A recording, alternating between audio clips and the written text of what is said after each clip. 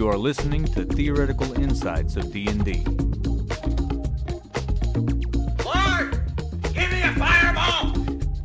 Screw how hot your skin is, my bars are hotter. Let me tell you what this is. Let me tell you, you listeners, if you don't know what the zombie has packing in his decaying flesh. You shut up, cancer bones. You gonna be a zombie if that cancer doesn't get cured. Hey guys, I'm Rob. And I'm Eric. And welcome back to another episode of Theoretical Insights of D&D, where today we are covering our top monsters for CR17. And returning for once is a new and actually improved. It's actually Celebrity new, list. too. Yeah, it's actually new. So, you know that saying we've been saying for the past couple of CR episodes where we're like, we're going to have to drop the top 10 and just go to a top 5 because everything is cool? We finally did it. It's finally happened. Now, however, there will still be some dishonorable mentions, such as the Third Reich and, you know, the Bay of Pigs and Jake Paul and Michael Jackson's Doctor and Propofol. So...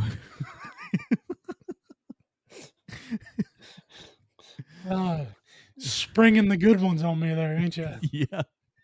That's why I didn't tell you about him till I could get you. Jeez. This week's top 5 list, because all of these guys are cool, respectable, and deserve a place on our list, which, you know, we're unknown to most everybody, so it's going to be meaningless to them. But if they ever listen, they'll be like, oh, thank you. So...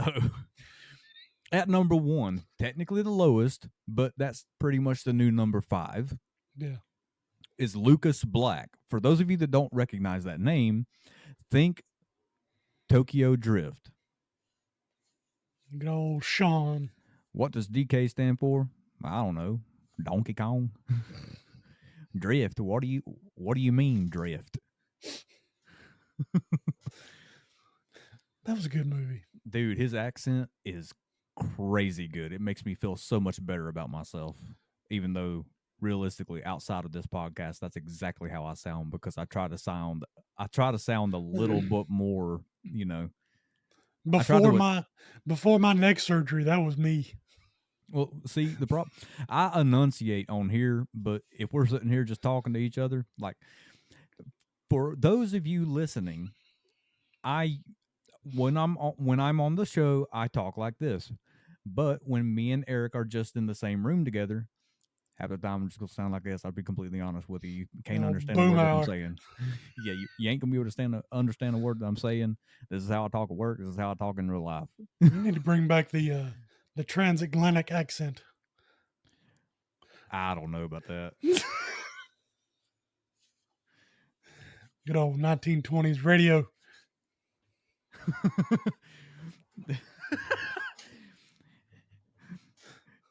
Be sure to go to the nearest store near you. There you go. Now use that when you try to explain a dragon. Challenge accepted. Challenge accepted. All right. Number 2 on our list, deer meat for dinner. This list is going to be for TikTokers and YouTubers. Our influencers. Yeah, our influencers. Number 2, deer meat for dinner. Absolutely fantastic and entertaining channel for those of you that are okay with hunting and everything. And if you're not, then, well, get over it. Wonderful father, has worked with Guga Foods and a couple of other creators. I think he did something with Gabriel Iglesias at one point. He has done crazy things, videos of going out, catching a fish, bringing it home, cleaning it up, cooking it on the stovetop, and then feeding it to his kids, while doing all kinds of family stuff, you know, having the kids involved and openly letting us know how much he loves his family. So, sir, you deserve a list on you deserve a spot on somebody's list, and we'll put you on ours.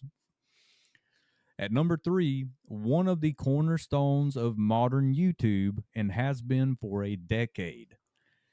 Yeah. We're talking about top of the morning to you, Jacksepticeye. Mr. Happy Wheels himself. Yes.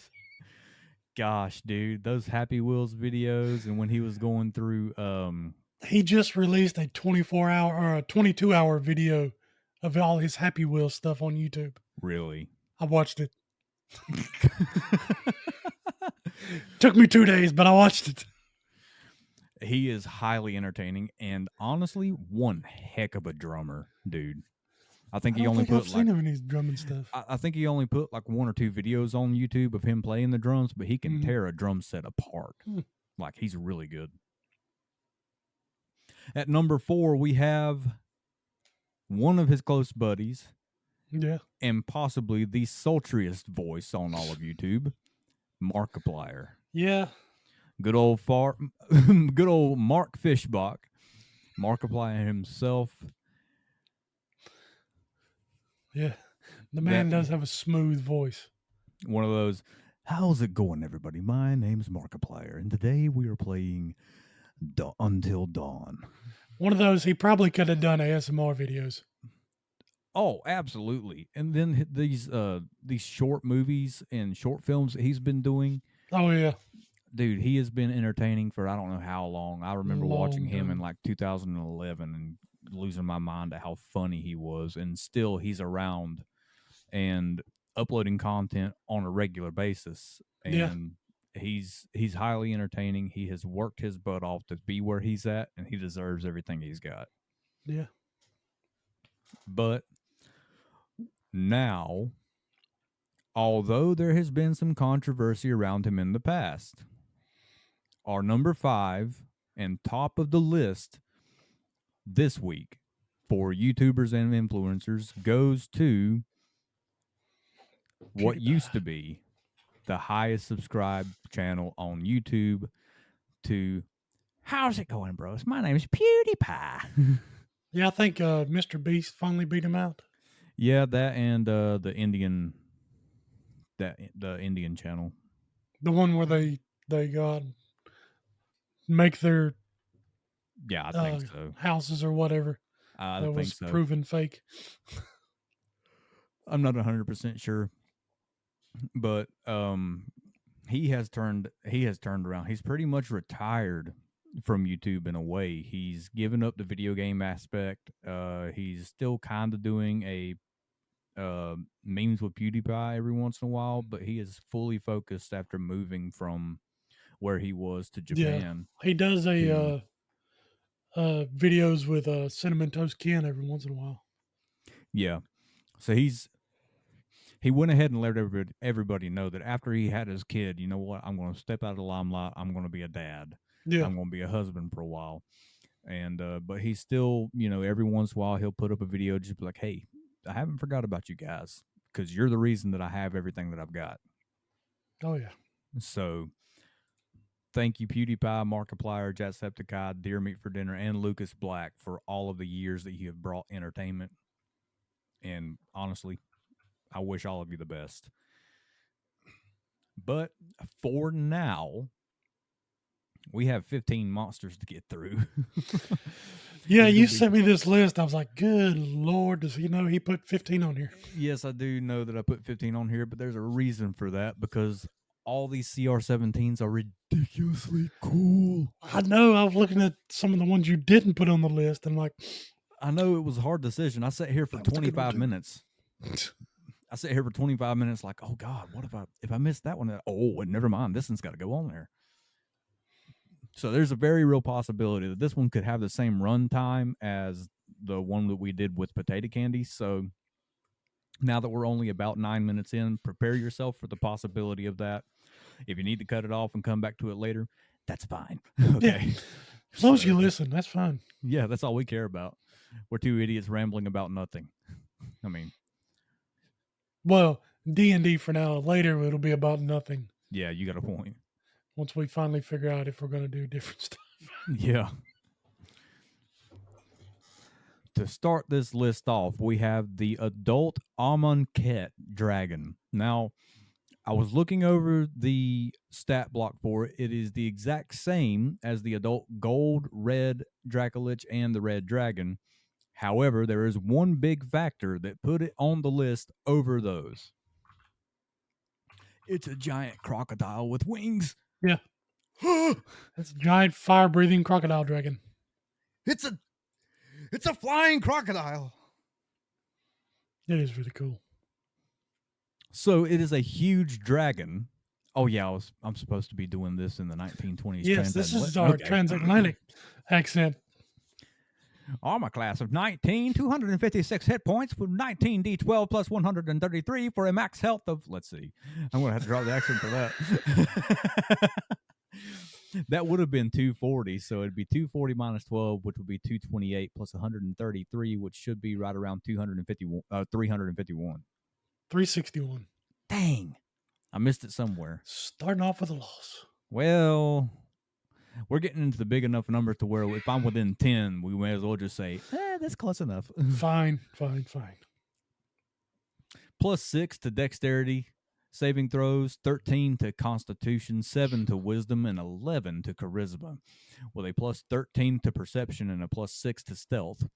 Surprisingly, immune to fire. Blind sight of 60 feet, dark vision of 120, with a passive perception of 23. If you haven't noticed yet, the further we go up the CR list, the less likely you are to be able to sneak by them unless you have a high-level rogue and have like a plus 15 to your stealth. I mean, it is a crocodile. Well, what are the chances of you walking past a crocodile? I think at one point, if I'm not mistaken, I don't know if it was something from the rogue, but if you were able to multi-class into a bard, at some point you can make that check and you can't get anything below a 10. So now it's been a while since we talked about that, because I think that's something that me and Jeremiah covered in 2021 when we were going over the classes originally. I think I remember something about that, but I can't remember which class it was. It was either something to do with a specific subclass of the rogue, but I know there's something in it with the bard. And it may only be with like performance, persuasion, or whatever your expertise in. But I can't remember. It's got 3 uses of legendary resistance. Mm-hmm. With its multi-attack, it can use its frightful presence and then make 3 attacks, 1 with its bite and 2 with its claws. The bite is a plus 14 to hit, 10-foot reach, 2d10 plus 8 piercing damage, plus 2d6 fire damage. The claw is 14 to hit, 5-foot reach, 2d6 plus 8 slashing damage. Tail attack is plus 14 to hit, 15-foot reach, 2d8 plus 8 bludgeoning damage. And I'll be honest, we all know how Frightful Presence works on these dragons because we've been covering them for a while. However, the save DC on this is a 19, and that's within 120 feet. Yeah. Fire Breath. On a recharge of 5 to 6, the dragon exhales fire in a 60-foot cone, and each creature in that area must make a DC 21 dexterity saving throw, or take 18d6 fire damage on a failed save, half as much on a successful one. Good Lord. Oh, we're getting into the very, very serious. Yeah, 21 DC. Jeez. Well, see, that's why oftentimes when it comes to adult and ancient, you don't see anything with less than like 150 health taking them on. Yeah. Realistically, because I think even if you think about it, if you have a wizard with like a +2 to Constitution, and you take the average, which would be a 4, you'd still wind up around, I want to say 110, 115 health. Yeah, that's still probably that's still going to be it's going to be right at half your health. So that's how it evens out for the most part. Is if you really think about it, you don't want to put your wizard up against something that's going to immediately do more than half of its full health with a single ability like a fire breath or a spell. Yeah. It's also got legendary actions. Surprise! It can make a perception check, a tail attack, or for 2 actions, use its wing attack. This is each creature within 10 feet of it must make a DC 22 dexterity saving throw, or take 2d6 plus 8 bludgeoning damage and be knocked prone, and then it flies up to half its flying speed, which is 80 feet. It's a giant crocodile with all the same stuff as an adult red dragon. It is a number 5. It's great.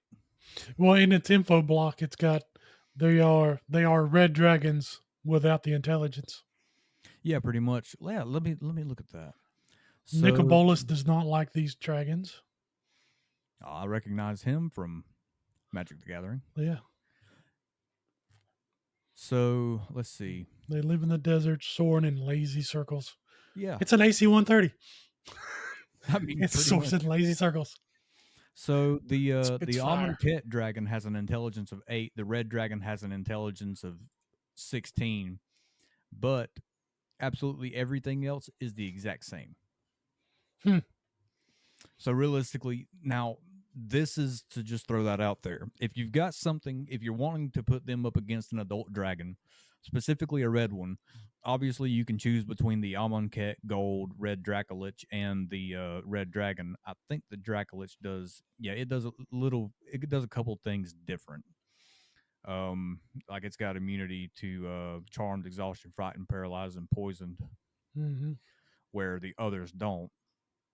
However, if you've got somebody, if you're the DM and you're like, okay, well, I don't want it to be just like really easy for them because they've got some intelligent saving throw stuff, you can swap out the Amonkhet for a regular red dragon stat Yeah. block and just say, okay, well, I will give it that 16 in intelligence to where I can make the fight just a little bit more difficult. Not make it impossible, but make it worth, where they feel like they had to work for it. Yeah. And you can do that with just about anything. See, the Amonkhet dragon to me would make a really cool NPC in a campaign. Ooh. We just got done talking about the Cobalt Press Barbarians. Uh-huh.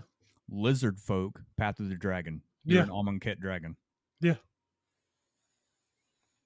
But like Now, this would that be would like cool. a named NPC that you got to travel through the desert to find and talk to. Yeah, and it would be.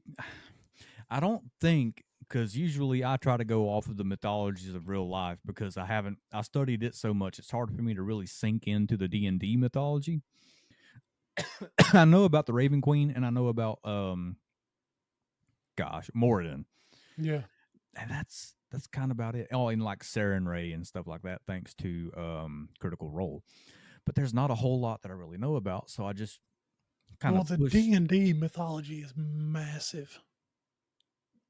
Well, it's not like real life isn't massive either, but I've studied it for long enough in school compared to, I started writing my own game a year into playing D&D, so I didn't really get a chance to study all this. Yeah.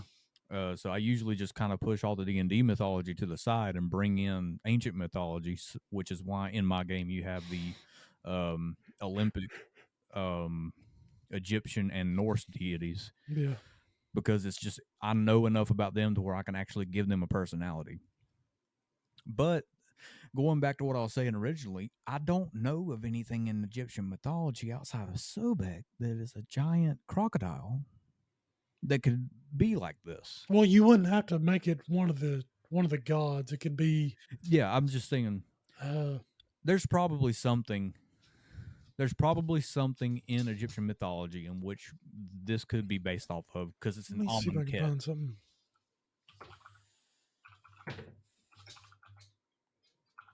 Because I mean, there's also an Amonkhet Sphinx and an Andro Sphinx. So obviously, there's stuff that's based off of Egyptian mythology and other mythologies because we have the Minotaur and the Gorgon and all of that, and Medusa. The basilisk is a little bit weird. I will say, just like we said, I think it was the CR3 episode. I wish somebody would do a stat block for the true, not the way that Harry Potter was written, but I want a stat block for how scary that basilisk was made out to be. Yeah. Like. So I'm finding nothing but Sobek as any kind of crocodile in Egyptian myth. I didn't figure you would, because I think, if I'm not mistaken, Sobek was the only crocodile or crocodilian type. Anubis was the only jackal type. There was Ra, Horus, and I think, no, Set was a jackal type in a way. Ra and Horus were the birds. Bastet and On Her were the cats, because Bastet was pretty much like a feline, like house cat, and on her was based off of a lion. But I mean, it is what it is. You can come up if you can come up with something, you can just come up with like an Egyptian sounding name, or you can name it Steve. I mean, it doesn't really matter. It's gonna be Steve. Yeah, I mean, it could be like a Harold de Sobek or something like that. Yeah, it could be somebody that it could be something that Sobek has put in place to guard the River Nile or something or whatever. Yeah. Moving on, we have the Arumok Rilmani. Now, we've talked about a Rilmani in the past, I believe, but this one's a lot more serious. It's actually got if you look at the images, it's very feminine in it is a feminine celestial construct looking thing. Yeah, it's got a very feminine look to its art. And then the flowing energy, I guess, would be like a dress almost. Yeah, it kind of, if you really look close, it kind of does look like some form of like a dress, or maybe not so much a toga, but a throw or something like that. Yeah, you know what I mean. Yeah, it's got it coming off the arms, but then if you look close, it's got one coming off the waist too. Yeah, and it's got like a little, almost like a sash wrapped around her arm going to the other side. So it looks really cool. For that purpose, we're probably going to refer to it as she. Probably. So, the Arumok Rilmani, large celestial, 18 AC, 285 hit points, or you can take the maximum of 30 D10 plus 120 for a max health of 420 blazed. I think you're wrong on that one. Probably. I think you're wrong, but I'm going to double check anyways. Here is the kicker. What is the kicker? It has no walking speed whatsoever. Mm-hmm. It only flies with hover. Yeah. And that's 40 feet. Which makes sense looking at the picture, because it's got that windswept look to it. Yeah, it looks like it'd be one of those that just kind of floats around. Oh, I can see it now. And there's a movie I'm thinking, I can't remember what movie it is, but it's something like this that's just sitting there, like almost T-pose, but elbows down, and they're just like floating across the land. iRobot, but more spooky. Yeah, pretty much. It's got plus 11 to dexterity and intelligence saving throws, plus 11 to arcana, history, and plus 10 to perception. Resistant to psychic, one of the very few we've seen so far resistant to that damage type. Yeah, not very many of those. And bludgeoning, piercing, and slashing from non-magical attacks. True sight of 120 feet with a passive perception of 20. And it knows all languages with a telepathy of 120 feet. Multi-attack, the Arumok makes 3 manifested blades or gleaming ray attacks. The manifested blade is a plus 11 to hit, 10-foot reach, 4d8 plus 5 force damage. That right there will screw over every barbarian except for Totem Bear, Bear Totem. Yeah. Gleaming Ray is a plus 11 to hit, range of up to 120 feet, 3d12 plus 5 force damage. It's pretty much got an in-hand free. That's going to be almost, it's going to be about the same damage as a guiding bolt. It's just not giving the advantage. Yeah. Yeah, that's 3d12 coming your way, plus 15, or 9d12 plus 15 coming your way. Yeah. Because it makes 3 of those. Good Lord. And realistically, with a plus 11 to hit, as often as you hit at, say, 7th level with a plus, I think Marcel's got, like a plus 7 or 8? Somewhere right around in there.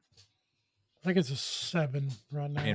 And realistically, he barely ever misses. Imagine how. But when he misses, he misses. Yeah, it's a nat 1 for like 10 or lower. It also has spell casting with a spell save DC of 19 as your dog goes absolutely insane in the background. He's ready. Every time we sit down and record, he wants to play. It figures.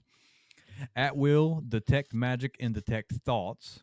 And 1 time each per day, fly, geas as an action, slow, and suggestion. 2 very scary spells coming out of this Yes. thing with a DC of 19. With the bonus action, it can use Aura of Blades. The Arumok manifests a spectral golden aura of blades around itself. While this aura is manifested, each creature that starts its turn within 10 feet of the Arumok must make a DC 19 dexterity saving throw, taking 3d10 force damage on a failed save, half as much on a successful. The aura disappears after 1 minute when the Arumok has the incapacitated condition or dies, or when she chooses to end it. It's not bad. Invoke Weakness as a bonus action, recharge of 5 to 6. The Arumok attempts to use its magic to weaken the defenses of a creature that it can see within 120 feet of itself. The target must succeed a DC 19 wisdom saving throw or become cursed until the end of the Arumok's next turn. The next time the Arumok hits the cursed target with a manifested blade or gleaming ray, the target takes an extra 6d8 force damage. Good Lord. So, bonus action Invoke Weakness. You failed the DC 19 because it's a wisdom saving throw and you're a fighter. You don't have a good wisdom. So then she launches all of her gleaming rays at you, hitting with all of them. So then you take 9d12 plus 15 plus 6d8. Force damage. All force. Good Lord, that's going to hurt. It's a 10. I say 10. It's another number 5. It is so useful in so many different ways. The only thing that it does not have is a way to really teleport itself. However, it's got slow, and it doesn't say. I guess it just casts it at the second level or the third level spell slot. Oh, it's a 40-foot cube. So I forgot about that. Yeah, up to 6 creatures in a 40-foot cube. And it's going to have a save DC of 19. And guess what kind of save that is?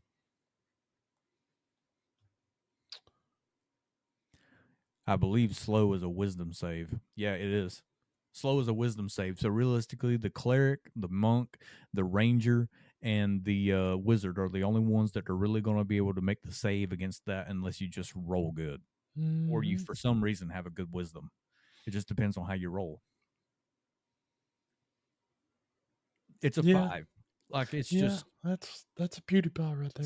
See that right there is the problem that we're facing. All of these are straight up awesome, and we're having trouble finding a reason not to put them at the top of the list.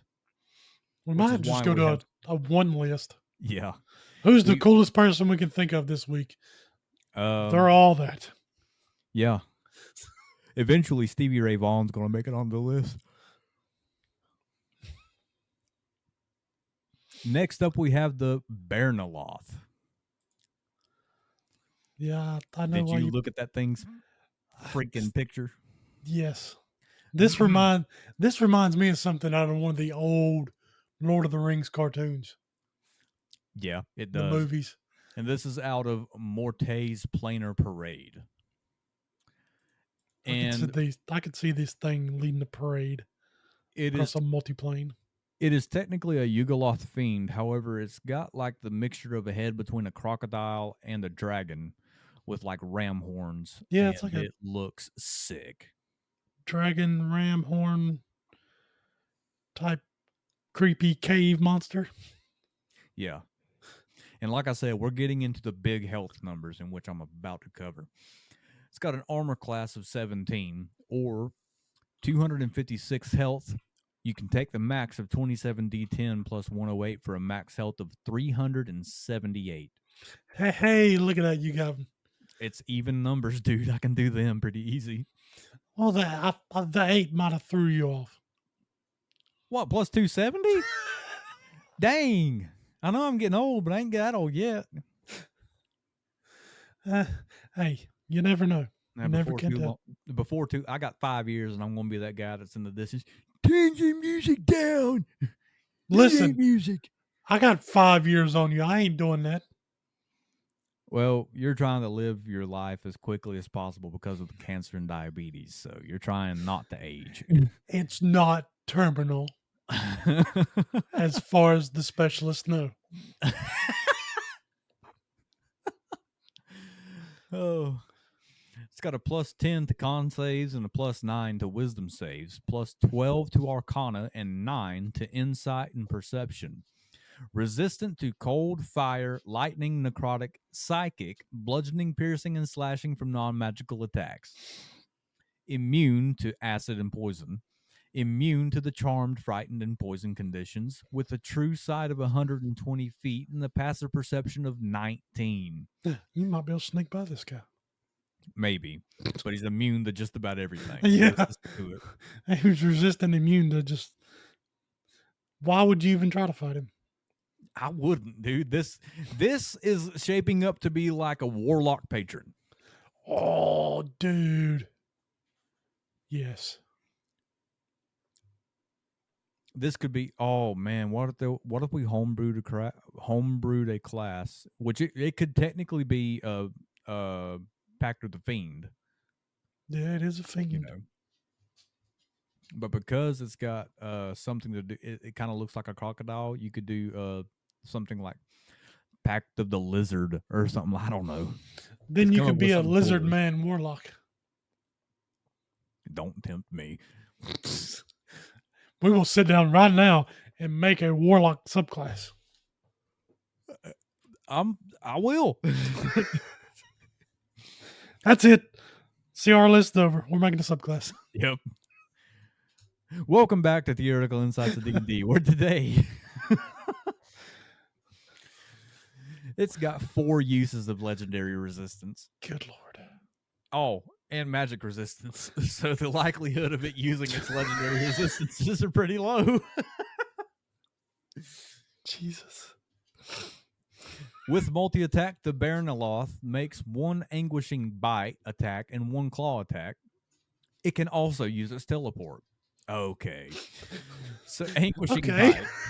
+10 to hit, 5-foot reach, 1d10 +4 piercing damage, plus 3d6 psychic damage. If the target is a creature, it can't regain hit points until the start of the Baernaloth's next turn.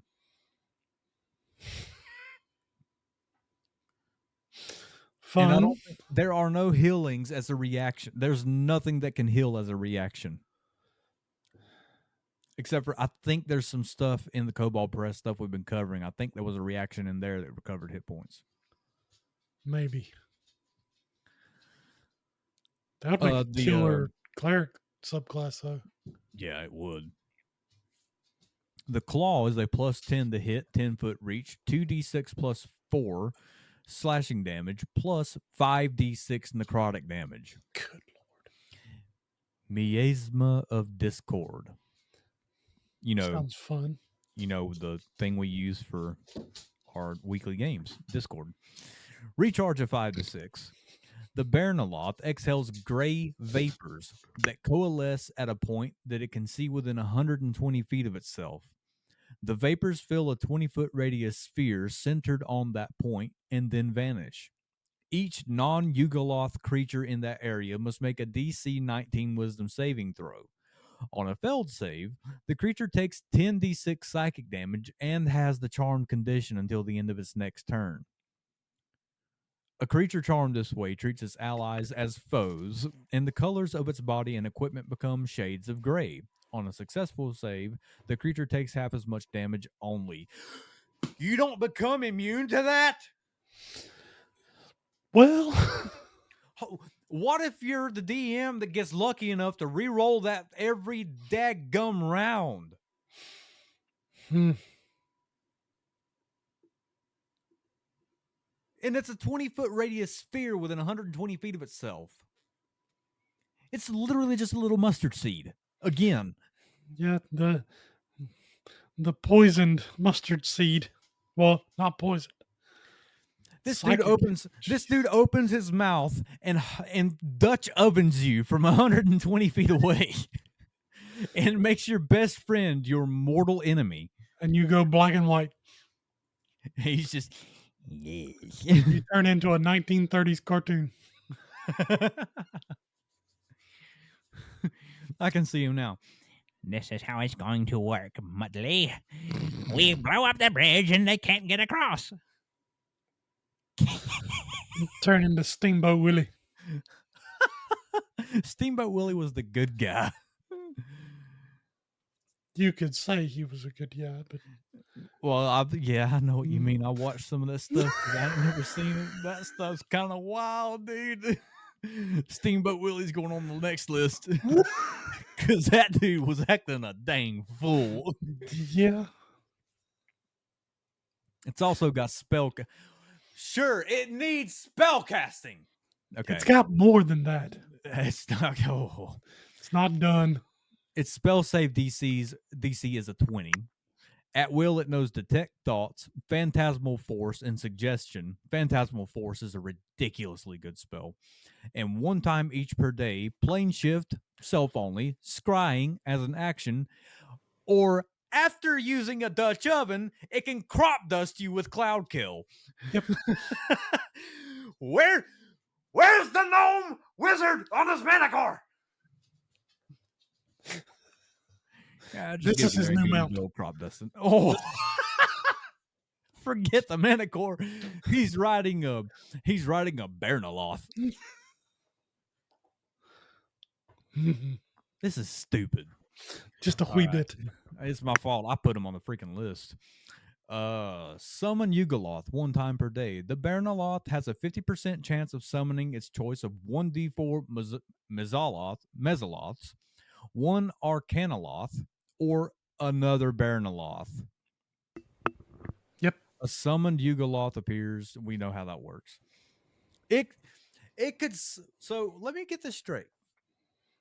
Is that a decision that the DM gets to make to where if you roll a 50 or higher or a 50 or lower on your D100, do you then get to choose if you get 1d4 Mezzaloths, one Arcanaloth, or another Baernaloth? Chance of summoning its choice of, yes, you choose. He could bring in another one? Which could bring in another one, and another one, and another one. It turns into the James May cheese meme. Jeez. Cheese. Oh, no, dude. Now I just have this picture just talking like and sounding like James May. Imagine if you rolled a D4 on the summon and summoned 4 more. The whole Top Gear trio shows up. Well, that is when the Underdark is just uninhabitable. It's just one of those things of welcome to the scariest encounter in the world. Oh, it's got reactions too. The Baernaloth can take up to 3 reactions per round, but only 1 per turn. Afflict Despair. When a creature that the Baernaloth can see within 60 feet of itself hits with an attack roll or succeeds on a saving throw, the Baernaloth forces the creature to re-roll the d20 and use the new result. A literal screw you. Oh, and it can do that after it Dutch ovens you.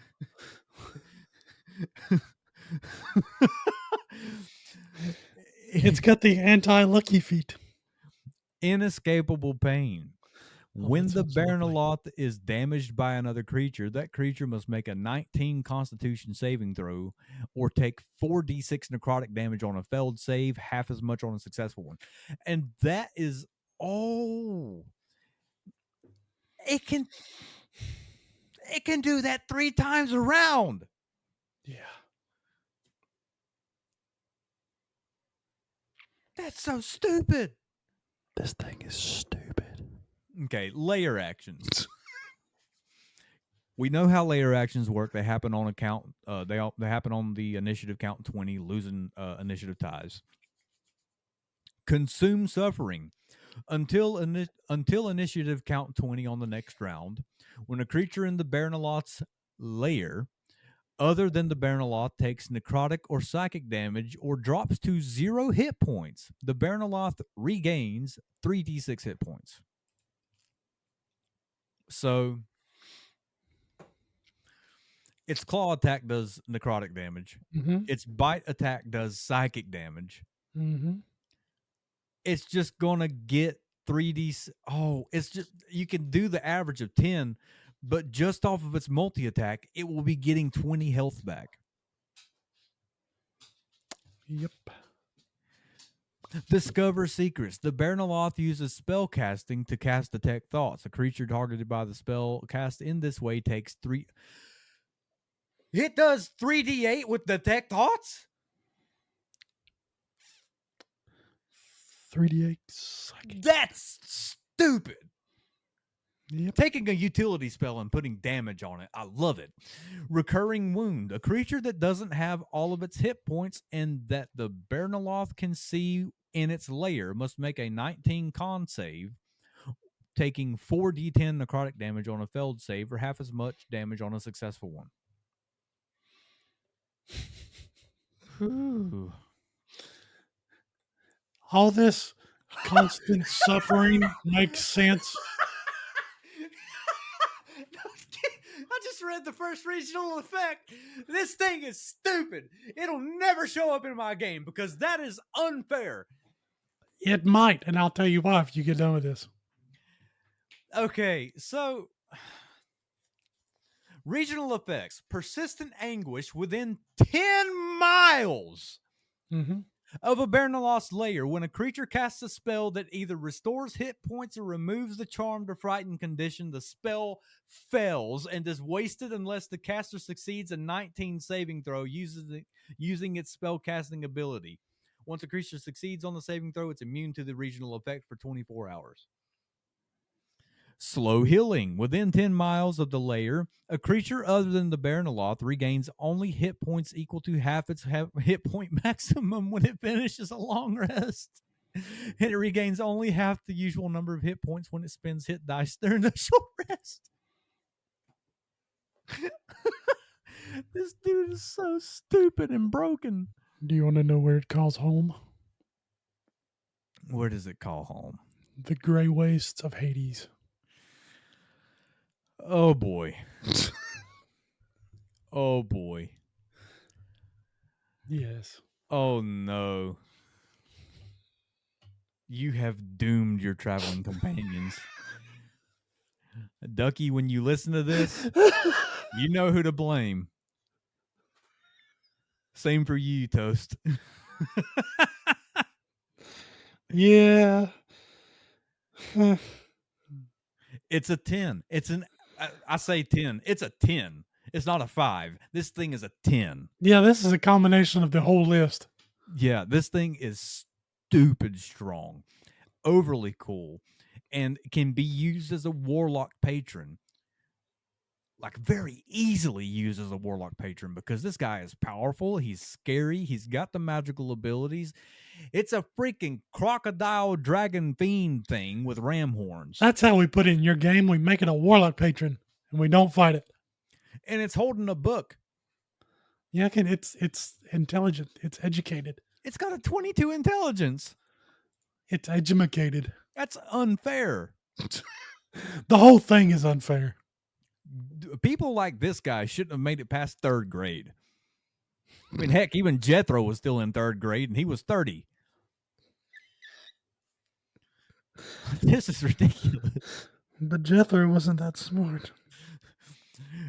Jethro wasn't this scary either. I don't know, some of the stuff he did in the show, that was pretty scary. Wouldn't want to run into him in a dark corner. 43 minutes, and we're only 3 creatures in. Oh, Lord. Next up, we have the blue Abishai. Now, you remember how we loved the Abishais of the past. Yep. Let's see what the blue one's all about.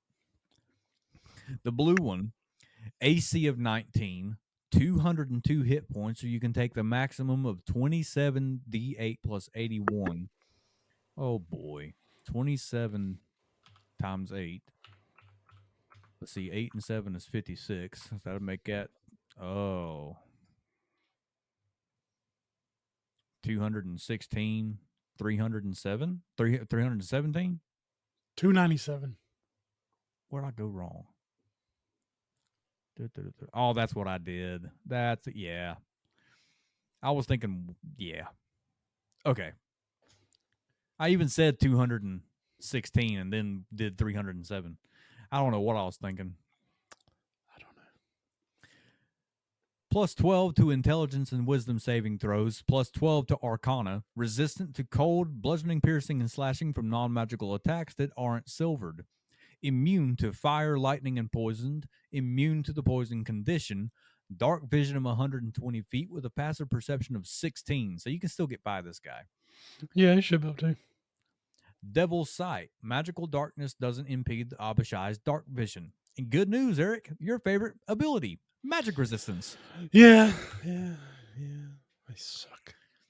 With its multi-attack, the Abishai makes 3 bite or lightning strike attacks. Did you hear that? Mm-hmm. Yeah. The bite is a plus 8 to hit, 5-foot reach, 2d10 plus 2 piercing damage, plus 4d6 lightning damage. Makes 3 of those. Not too bad. Lightning strike, plus 12 to hit, 120 feet range, 8d8 lightning damage, and it does 3 of them. Yeah. It's got 3 uses of a single target lightning bolt. Yeah. Per round. But it does have the lowest health so far, a measly 202. But it's sitting at 120-foot range slinging lightning bolts. Yeah, so you got to get close to it first.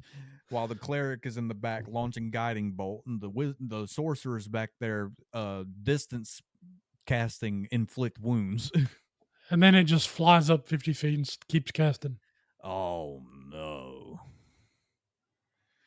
Lord have mercy. Oh, and I just read its bonus section.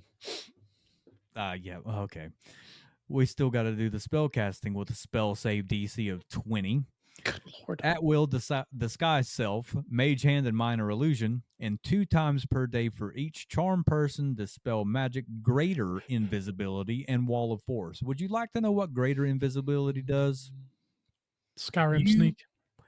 Oh no, it's worse than that. It's Skyrim invisibility. You or a creature you touch becomes invisible until the spell ends. It's a concentration of up to a minute. It can do all its lightning stuff and stay invisible. Yeah. Oh, and that bonus action, it teleports up to 30 feet to an unoccupied space. Yep. And that's unlimited. It's got a teleport. Just when you get close enough to be able to get that barbarian or fighter up there and take your 2 to 4 attacks per action and do like 80 damage, it poof. Invisible teleport. Yeah, invisible teleport, then flies up 50 feet and starts launching 3 uses of an 8d8. That's dude, if it targets a single person, 24d8 lightning damage. That's the same as an adult blue dragon's lightning breath.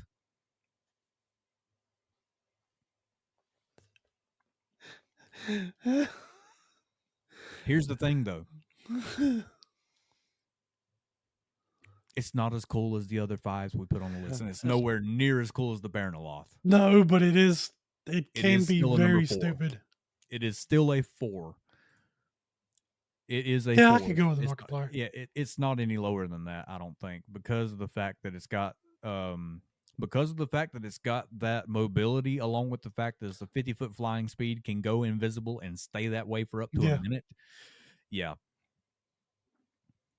And then it's also got this spell magic to where it can get rid of, like if somebody were to walk up with Spirit Guardians, it's like, okay, well, I'll give myself a 15-foot radius around me just in case I don't get right up on him.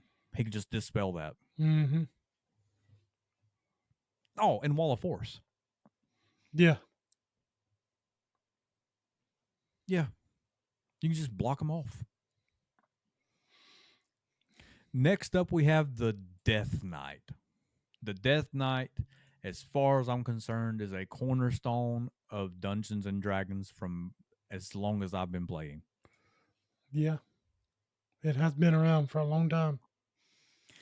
Armor class of 20, 180 health, or you can take the maximum of 19d8 plus 95 to get to what, Eric? Because I'm not doing that. 247. 247. Movement speed of 30 feet. Plus 6 to dexterity saves, 9 to wisdom, and 10 to charisma. Immune to necrotic and poison. Immune to exhaustion, frightened, and poisoned with dark vision of 120 feet and a passive perception of a whopping 13. He's a knight. He's not a guard. Well, he's also an undead knight. Yeah, that's true. He still has magical resistance, though. Of course he does. Martial Undead. Unless the Death Knight is incapacitated, it and undead creatures of its choice within 60 feet of it have advantage on saving throws against features that turn undead. Anti-cleric right there. Spellcasting. The Death Knight is a 19th level spellcaster. Its spellcasting ability is Charisma. It's a paladin. Yeah. Oh, no. It's got 4 first level spell slots for Command, Compelled Duel, and Searing Smite. 3 second levels for Hold Person and Magic Weapon. 3 third levels for Dispel Magic and Elemental Weapon. 3 fourth levels for Banishment and Staggering Smite. And 2 fifth levels for Destructive Wave, Necrotic Damage. So that would be...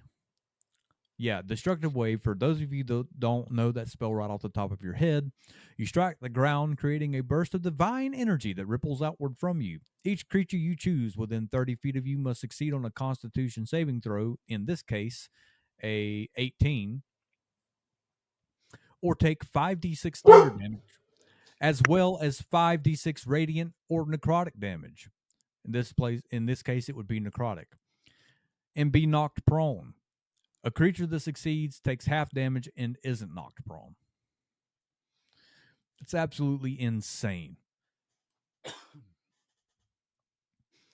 Multi-attack. The Death Knight makes 3 longsword attacks.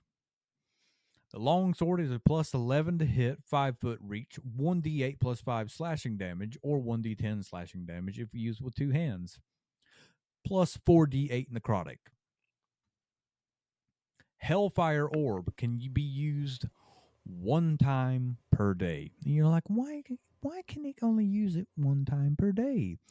Well, the Death Knight hurls a magical ball of fire that explodes at a point and it can see within 120 feet of it. Each creature in a 20-foot radius sphere centered on that point must make a DC 18 dexterity saving throw. The sphere spreads around corners. A creature takes 10d6 fire damage and 10d6 necrotic damage on a failed save, or half as much on a successful one. Yes. Yeah. That is super fireball. Oh, it's worse than any fireball you could ever cast. Yeah.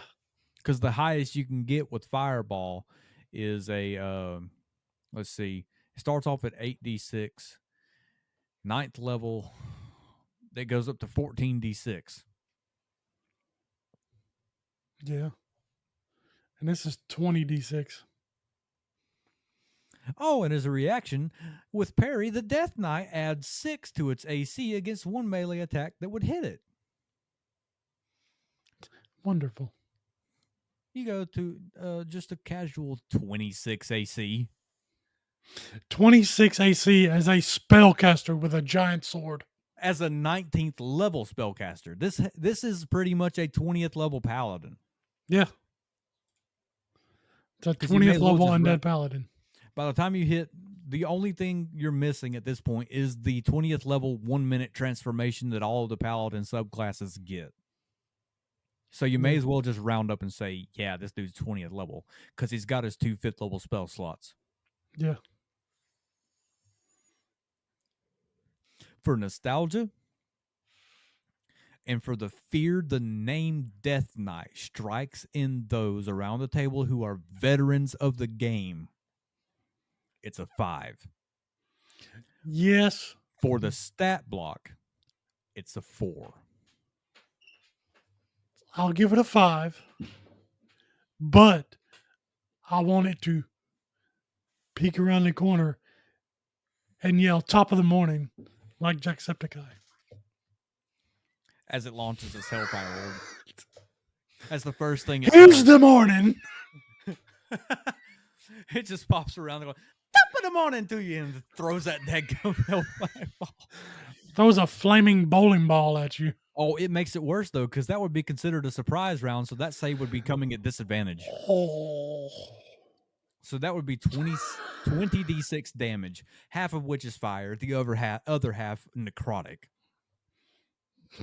Yeah, the Death Knight's a solid 4. Death Knight is always cool. Next, we have a dragon. Now, we are using 5e tools, the bestiary on there, and this dragon is specifically out of Plane Shift Kaladesh, and it's just dragon. It's not ancient, adult, young. It's none of those things. It's just called dragon. And there's a reason I put it on here. I wanted to see how it measured up to the other dragons. And so far, honestly, it's got the same health for the most part. I think it's just about a red dragon. I think so too, but I believe it's got one extra attack. Yeah, there are a couple things different. But it looks super cool. It looks like the honest to God, well,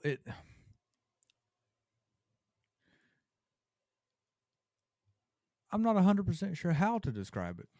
Well, it's got 4 legs and a head like a cat with horns that sweep back. But then think of a centaur with wings instead of arms. It's not even so much that. It's to save us the trouble of trying to describe how this thing looks, please go to 5e tools /bestiary and go to CR17, check all of the boxes and look for dragon and realize how cool this thing looks, because it looks like a displacer beast with horns that is a huge dragon with wings. That's what it looks like. It just doesn't have all the tails of a displacer beast. Yeah. So it's got a 19 AC, 256 health, or you can take the max of 19 D12 plus 133. All of that's the exact same as the Amonkhet we just covered. Same legendary resistances, I believe. Still doing the same damage and everything. What it's got extra, though, is a fiery bite. Everything else is the exact same. The fiery bite, however, is a recharge of 5 to 6, plus 14 to hit, 10-foot reach, 2d10 plus 8 piercing damage, plus 18d6 fire damage. And this counts as a use of the dragon's breath weapon. Yeah. Now, you tell me what's scarier, Eric. Having the ability to make a saving throw to take half damage, or having something roll with a plus 14 to hit and you automatically taking 18d6 fire damage. Well, it's hard to say because I have a terrible history with saving throws. Well, think of it this way. This thing's got a movement speed of 40, a climbing of 40, and a flying of 80. Jeez. Because this still has the breath weapon as well, it's a 60-foot cone, and that's an AoE. You could make the saving throw, especially if you happen to be playing a rogue or something like that, or a monk or anything that's dex-based. No, this is a wisdom save. Oh, no, I'm looking at fire breath. The fire breath is a DC 21 dexterity 21 saving dex. Throw. That's not impossible for, say, a 13th level character to make. Yeah. Like, not at all. However, with a plus 14 to hit, realistically, you're probably going to be rolling between 23 to 34 to hit. And at 13th level, the highest I've ever seen in AC, outside of having some ridiculous magical items, is a 21 or a 22. Yeah. With the shield spell, maybe 25. And that's a guaranteed 18d6 fire damage. You can just do the average of 63. That is, if you just did the average, that's 82 damage. Plus the 2d10 plus 8 piercing damage. That's what I'm getting at. This is doing an extra 2d10 plus 8 on top of the fire breath attack. Lord. And it is single target. I get that. Still. But sometimes it would be nice to see other dragons with an ability like that. Yeah. It also has the same legendary actions. Um, I believe it's got different. Well, this one has a layer, unlike the Amonkhet. And the adult. Yeah, this one actually has a layer, unlike the other adult dragons on this list. So the layer actions: magma erupts from a point on the ground the dragon can see within 120 feet of it, creating a 20-foot high, 5-foot radius geyser. Each creature in the geyser's area must make a DC 15 dexterity saving throw or take 6d6 fire damage on a failed save, half as much on a successful one. I'm glad that's not a high DC after seeing the possibility of taking the full brunt of a breath weapon. Right. A tremor shakes the layer in a 60-foot radius around the dragon. Each creature other than the dragon that's on the ground in that area must make a 15 dex save or be knocked prone. Volcanic gases form a cloud in a 20-foot radius sphere centered on a point the dragon can see within 120 feet of it.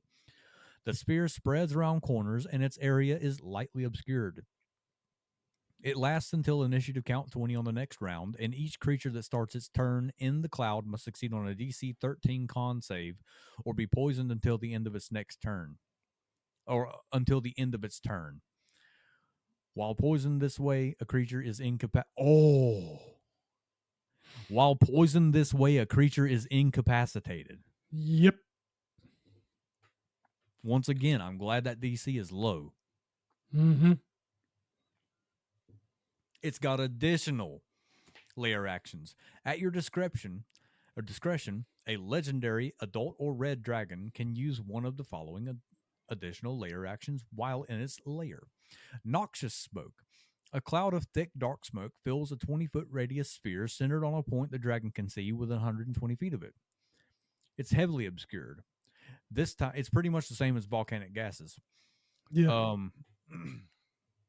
Well, see, I think this is for like regular red dragons. Well, this is still considered a red dragon. Well, stat blocks, yes. Yeah, it's still considered a red dragon. But the thing is, the adult red dragon over here does not have. Oh, it does have the layer actions. I scrolled down too far on it. That's my fault.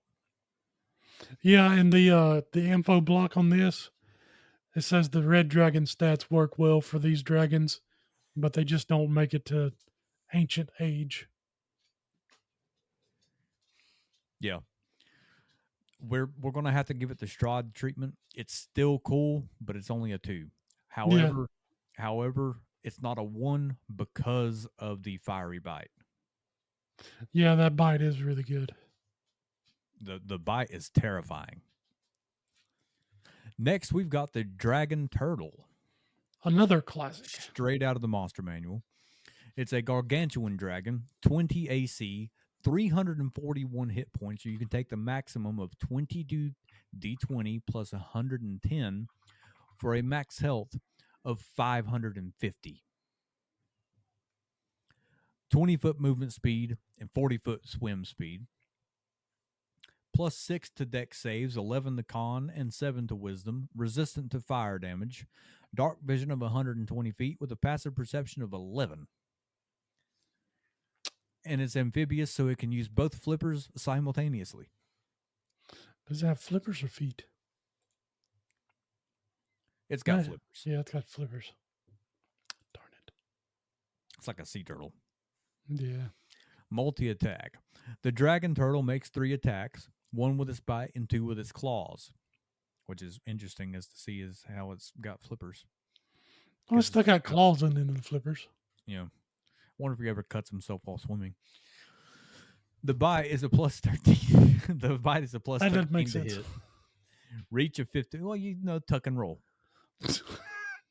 Get in that jet stream down below. You never know what might happen.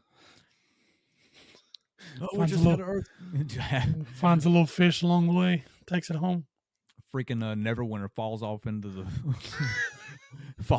the ocean. What happened? Well, apparently a dragon turtle got caught in the rip current and slammed into the shores of Faerun. Knocked the entire city into the ocean. The bite is a plus 13 to hit, 15-foot reach, 3d12 plus 7 piercing damage. The claw is a 13 to hit, 10-foot reach, 2d8 plus 7 slashing damage. The tail is a 13 to hit, 15-foot reach, 3d12 plus 7 bludgeoning damage. And if the target's a creature, it must succeed on a DC 20 strength saving throw or be pushed up to 10 feet away from the dragon turtle and knocked prone. Steam breath. Recharge of 5 to 6. The dragon turtle exhales scalding hot steam in a 60-foot cone. Each creature in the area must make a DC 18 con save or take 15d6 fire damage on a failed save, half as much on a successful one. Being underwater does not grant resistance to this damage.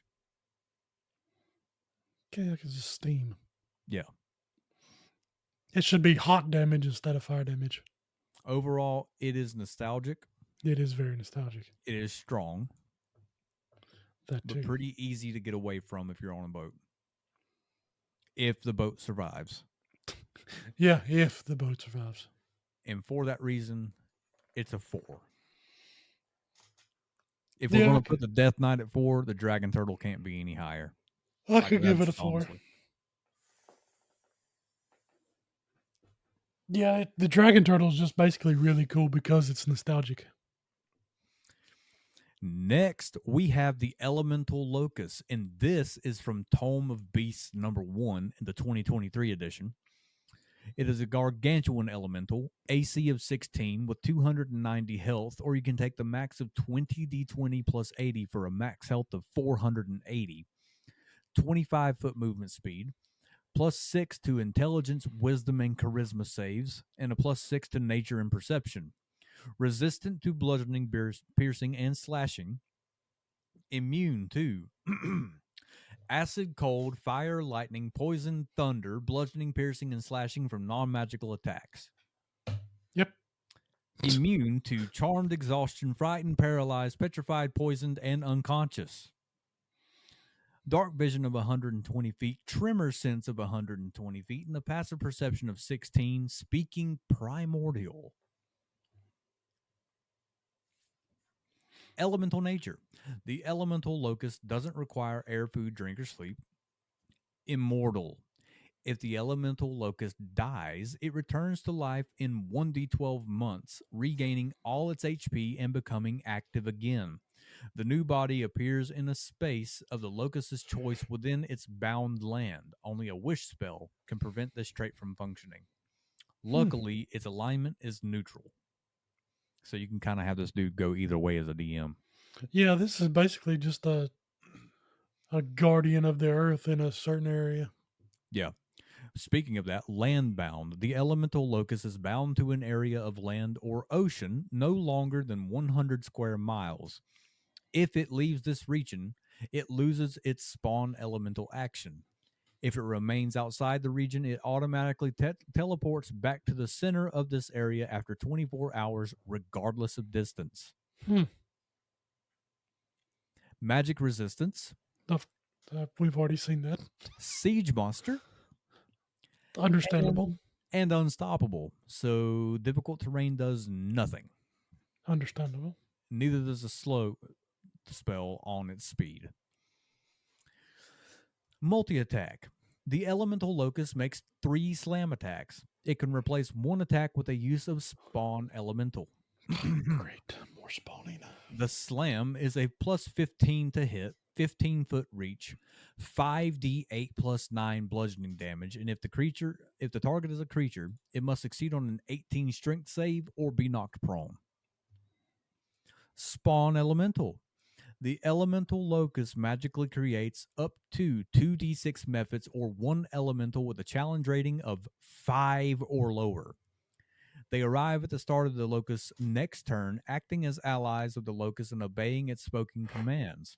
The locust can create only elementals that share an element with the terrain feature comprising of at least 100,000 square feet of the locust-bound land. For example, a desert-bound locust can't create a water-based elemental unless its bound desert contains an oasis or another source of water around the size of a small pond. The elementals remain for an hour until the locust dies or until the locust dismisses them as a bonus action. The locust can have any number of elementals under its control at one time, provided the total CR of the elementals is no higher than 8. Okay, I was wondering if there was going to be a limit to it. Yeah, there would have to be, because that would be like BBEG stuff, and it would become impossible. Yeah. Overall, it's really cool. It would make a really cool story piece. Oh, very cool story piece. This could be like the thing that you have to go and try and get on your side or something like that, because it's neutral. And you have to prove yourself to it by beating it in a fight. Yeah, there's a evil coming through the land, and you have to get it on your side so you can defeat this evil. Not by reducing it to 0 hit points, because you're going to have to wait however many months for it to come back. Yeah. But when it gets to like 20 health left, it's like, okay, I'll help you. Might give up. Yeah. I think it's a 3. Yeah, I was going to say I could give it a 3. I think it's a 3. Next up is the frost worm. Now, I first saw this when I believe it was campaign 2 from Critical Role. And it just so happened, I think they had a mammoth around, or somebody was wild shaped as a mammoth. I can't remember. Not wild shaped, but polymorphed as a mammoth. But the frost worm, I just specifically remember Matt Mercer bringing this mini out onto the table, and everybody was just looking at him like, please no. Please, dear Lord. It is a gargantuan monstrosity. Mm-hmm. AC of 18, 264 health, or you can take the max of 16 d20 plus 96 for a max health of 416. Hold on a second. This is the first monstrosity on this list that you've put on this list. It is. Are you sick, sir? No, it's just the other 2 were sphinxes, and they just are kind of boring. That is true. To be completely honest. It's got 40-foot movement speed and a 30-foot burrow speed. Plus 12 to con saves and plus 3 to wisdom. Vulnerable to fire damage, immune to cold damage. Blind sight of 30 feet, tremor sense of 60 feet, and a passive perception of a whole lot of a 7. Yeah. Death burst. When the worm dies, it explodes in a burst of frigid energy. Each creature within 60 feet of it must make a DC 20 dexterity saving throw, taking 8d6 cold damage on a failed save or half as much on a successful. Creatures inside the worm, when it dies, automatically fail this saving throw. Freezing body. A creature that touches the worm or hits with a melee attack while within 5 feet of it takes 3d6 cold damage. I remember that because Bo, I think that was her name. Bo took a crap ton of damage as a monk from going up and hitting 2 times and then flurry of blows.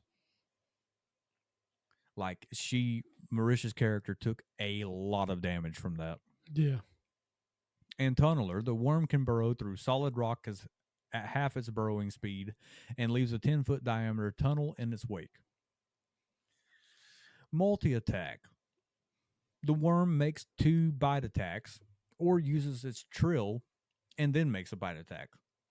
So, the bite attack is a plus 15 to hit, 10-foot reach, 3d8 plus 9 piercing damage, plus 3d6 cold damage.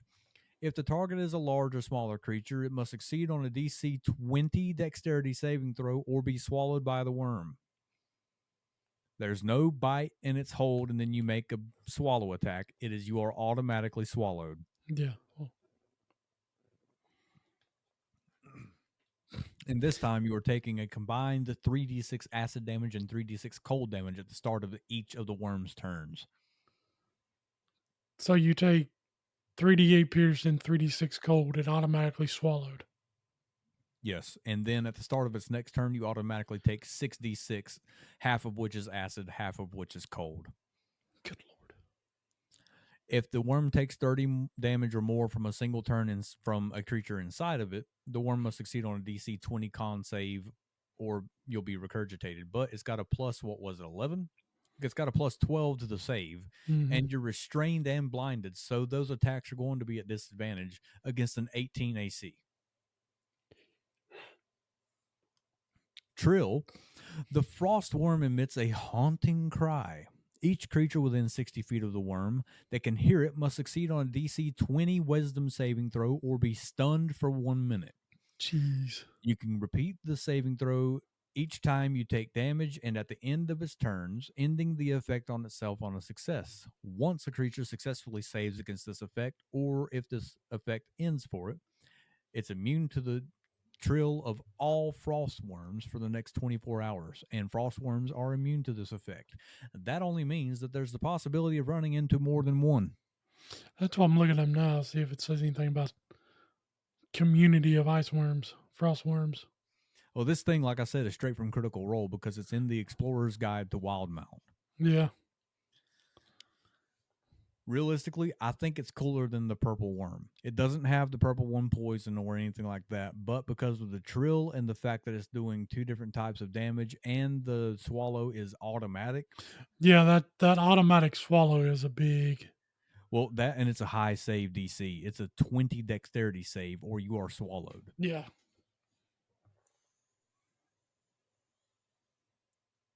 Yeah, I could give this a 4 or 5.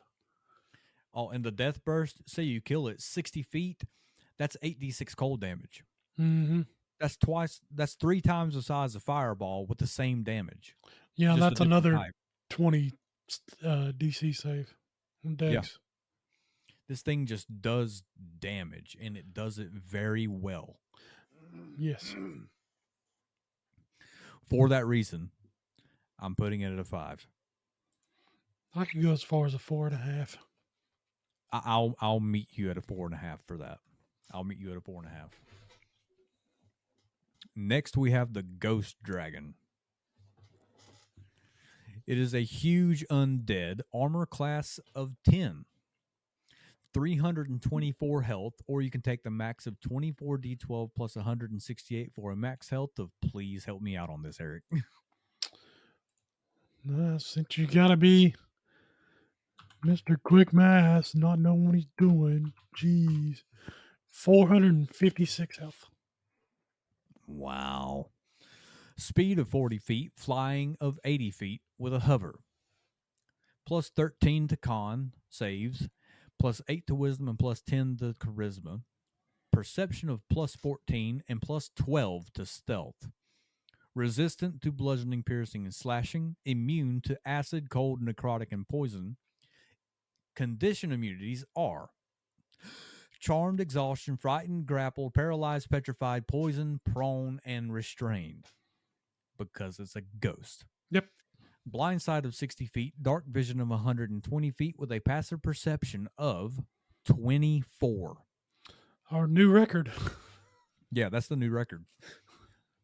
Incorporeal movement. The ghost dragon can move through other creatures and objects as if they were difficult terrain, taking 1d10 force damage if it ends its turn inside an object. 3 uses of legendary resistance, and it's got unusual nature because it's a ghost. Multi-attack. The ghost dragon makes 1 bite attack and 2 claw attacks. The bite is a plus 11 to hit, 10-foot reach, 6d8 plus 5 cold damage, and the target's speed is halved until the start of the dragon's next turn. The claw is a plus 11 to hit, 5-foot reach, 2d8 plus 5 necrotic damage. Terrifying breath, recharge of 6. The ghost dragon exhales shadowy mist in a 90-foot cone. Each creature in that area must make a DC 21 Constitution saving throw. On a failed save, the creature takes 9d8 cold damage and is frightened of the ghost dragon for 1 minute. On a successful save, the creature takes half as much damage and isn't frightened. While frightened of the ghost dragon, a creature is paralyzed.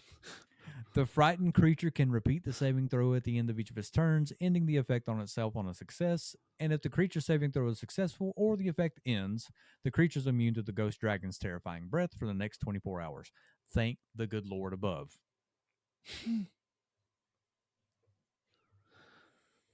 So not only are you taking 98 cold damage if you fell. You're You also frightened. no, you're not just frightened. You are paralyzed. Yeah, you're frightened, which means you're paralyzed. And then he comes in with a bite and 2 claws that are doing cold and necrotic damage. And they're automatic crits if they Yeah. hit. It's a 5. Yeah. It's a 5. That's all there is to it. Next up, we have the Hythonia. This is from Mythic Odysseys of Theros. It's a large monstrosity, bringing back my oldie but goodie monstrosities.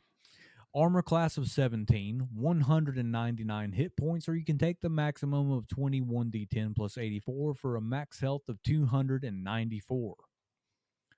40-foot movement speed with a 40-foot climb speed and a 40-foot swim speed. Plus 11 to strength saves and plus 10 to con and charisma. Plus 10 to deception, plus 9 to insight, perception, and stealth. Immune to poison and immune to charmed, frightened, and poisoned. Dark vision of 120 feet with a passive perception of 19. Innate spellcasting. Hythonia's spellcasting ability is charisma with a spell save DC of 18. She can innately cast animate objects once per day, requiring no material components. And that's it. Legendary resistance, 3 times per day. Mm-hmm. Petrifying gaze. When a creature that can see the Hythonia's eyes starts its turn within 30 feet of her, Hythonia can force it to make a DC 18 Constitution saving throw if she isn't incapacitated and can see the creature. If the saving throw fails by 5 or more, the creature is instantly petrified. Otherwise, on a failed save, the creature begins to turn to stone and is restrained. The restrained creature must repeat the saving throw at the end of its turn, becoming petrified on a failure or ending the effect on itself. The petrification lasts until the creature is freed by the Greater Restoration spell or other magic. Unless surprised, a creature can avert its eyes to avoid the saving throw at the start of its turn. If the creature does so, it can't see the Hythonia until the start of its next turn, when it can avert its eyes again. If the creature looks at Hythonia in the meantime, it must immediately make the save. Mm-hmm. If Hythonia sees herself reflected in a polished surface within 30 feet of her and in an area of bright light, she is affected by her own gaze. Shed skin. This is a mythic trait that recharges after a short or long rest. The Hythonia is reduced to 0 hit points. She doesn't die or fall unconscious. Instead, she sheds her skin, regains 199 hit points, and moves up to her speed without provoking opportunity attacks. Oh, that's stupid. Yeah. This is the first creature we're going to cover with mythic actions. So you have to deal 655 damage to this thing. Yes. Yes. All while it's petrifying everybody. Yep. It gets worse. With the multi-attack, it makes 3 attacks, one with the claws, one with the restrict, and one with her snaky hair. Hiss, hiss.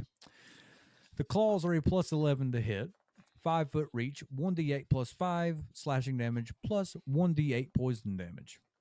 Not that much.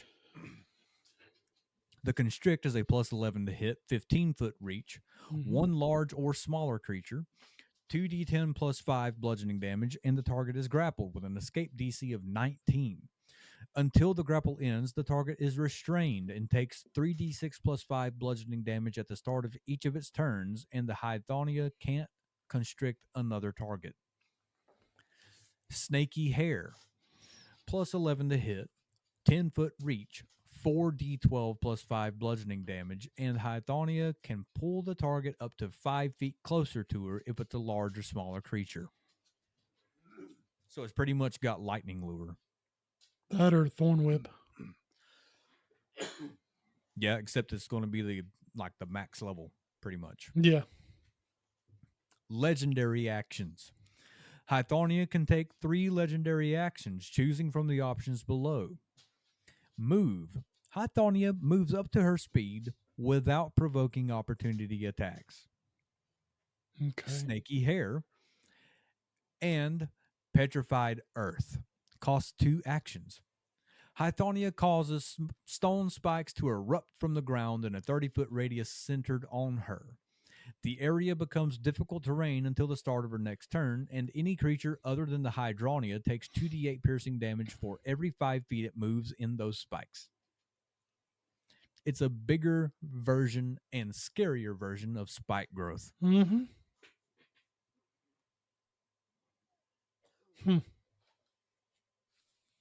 That's absolutely insane.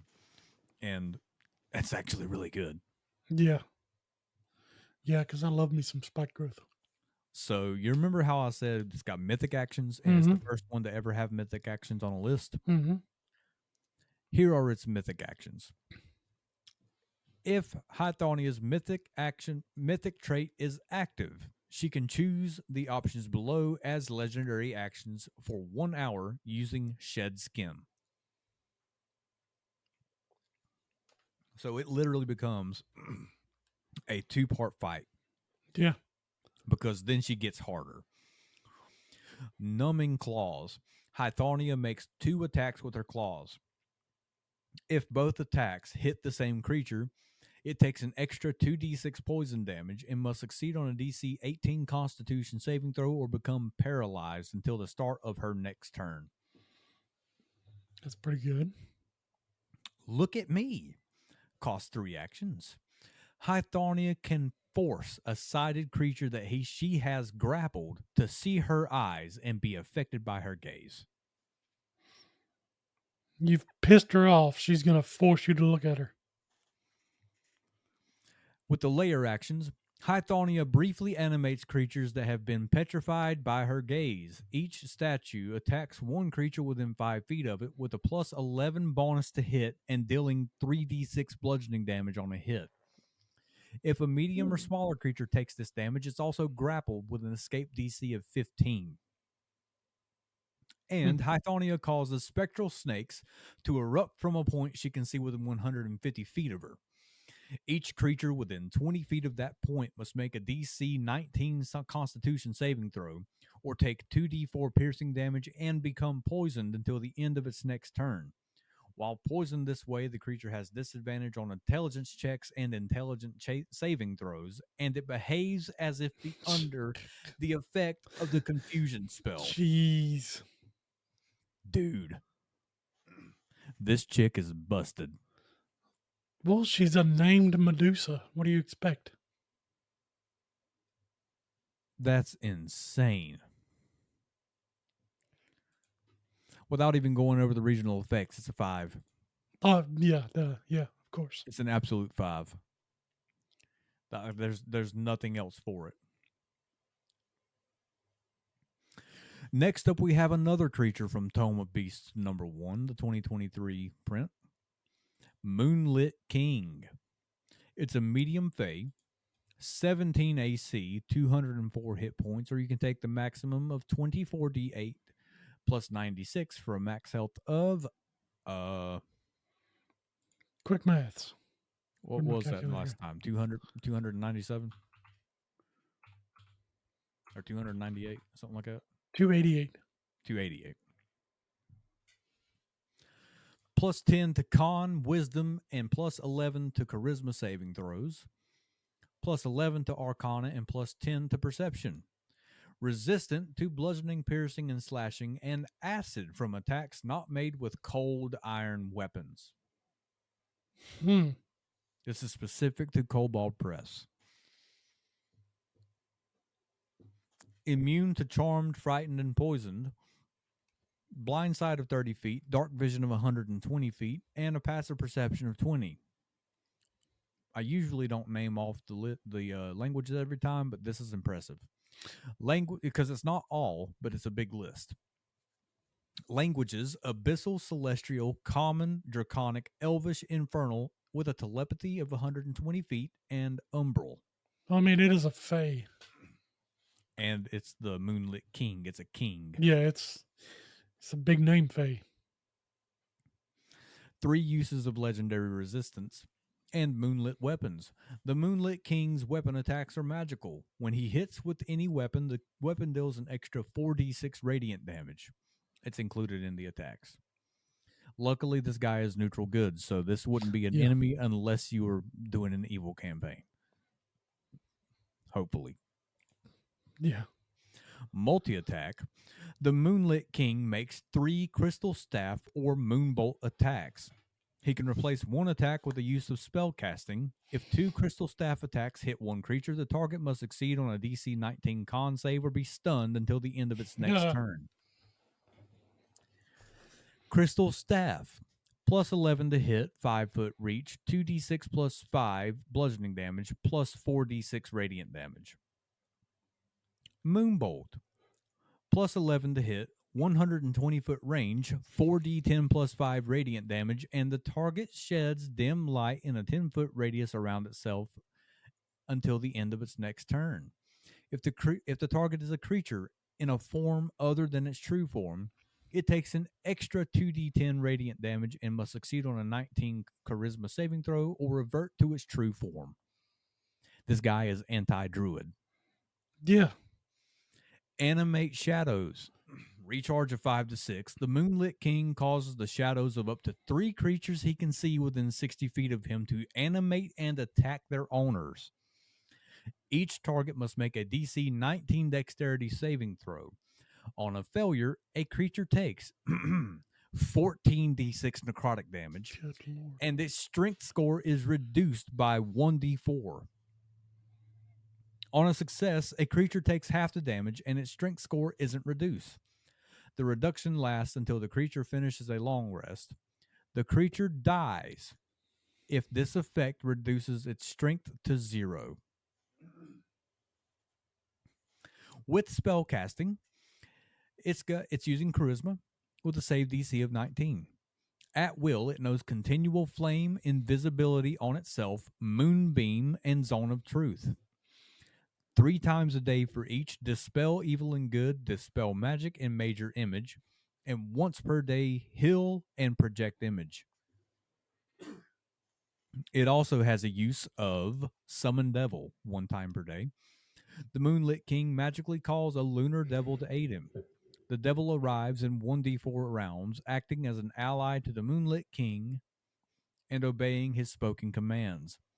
The devil remains for 1 hour until the Moonlit King dies or until the king dismisses it as a bonus action. Bonus actions. Moonlight Step. The Moonlit King teleports along with any equipment he is wearing or carrying up to 60 feet to an unoccupied space he can see. The origin and destination spaces must contain moonlight. Okay. Reactions. Shadow Slip. When a creature the Moonlit King can see within 30 feet of him attacks him, he takes on the quality of his manifest delusions, temporarily becoming ghostly. The attack roll has disadvantage, and if it hits, the Moonlit King only takes half the damage from the attack.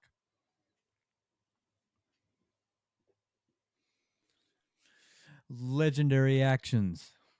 This dude's huge. Yeah, there's a lot of stuff he can do. The Moonlit King can take 3 legendary actions, so he can move up to his speed without provoking opportunity attacks. Mm-hmm. Shift Moonlight.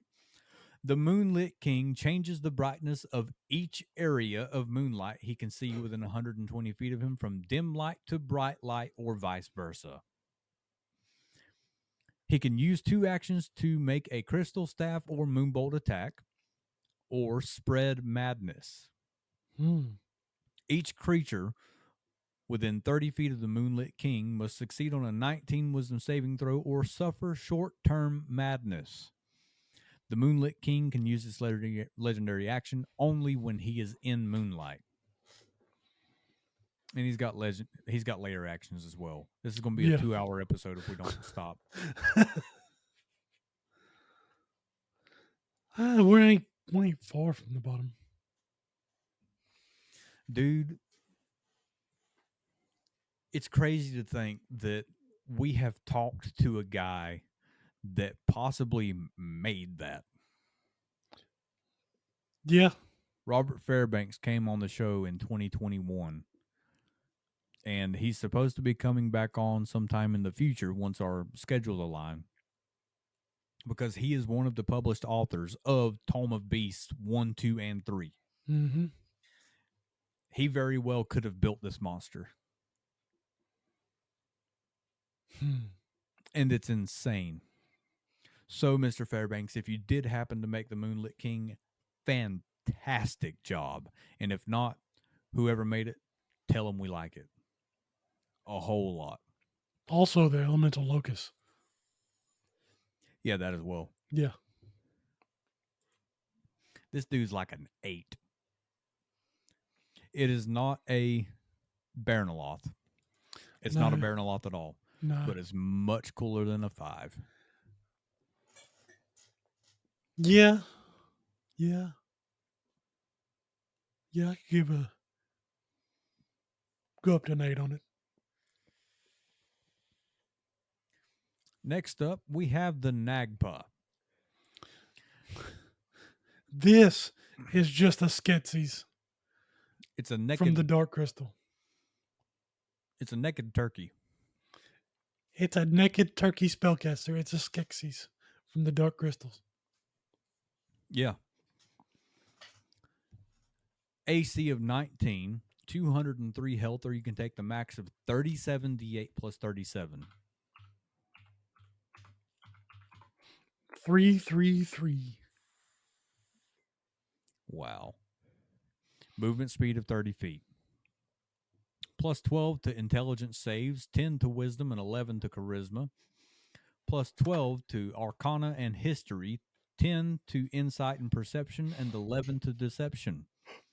True sight of 120 feet with a passive perception of 20.